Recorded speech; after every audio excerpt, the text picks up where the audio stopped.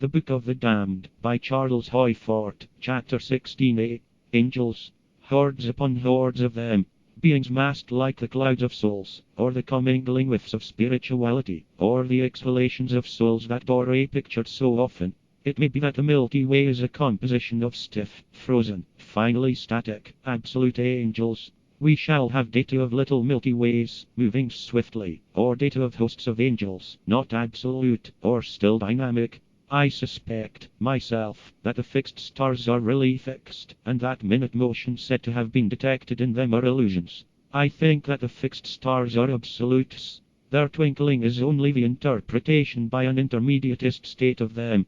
I think that soon after Leverrier died, a new fixed star was discovered, that, if Dr. Gray had stuck to his story of the thousands of fishes from one pail of water, had written upon it, lectured upon it, taken to street corners, to convince the world that, whether conceivable or not, his explanation was the only true explanation, had thought of nothing but this last thing at night and first thing in the morning, his obituary, another nova, reported in monthly notices. I think that Milky Ways of an inferior, or dynamic, order, have often been seen by astronomers. Of course it may be that the phenomena that we shall now consider are not angels at all. We are simply feeling around, trying to find out what we can accept.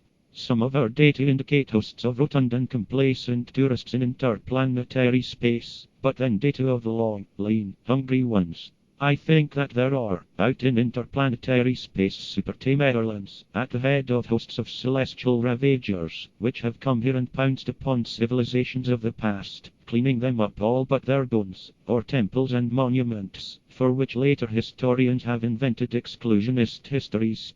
But if something now has a legal right to us, and can enforce its proprietorship, they've been warned off. It's a way of all exploitation. I should say that we're now under cultivation.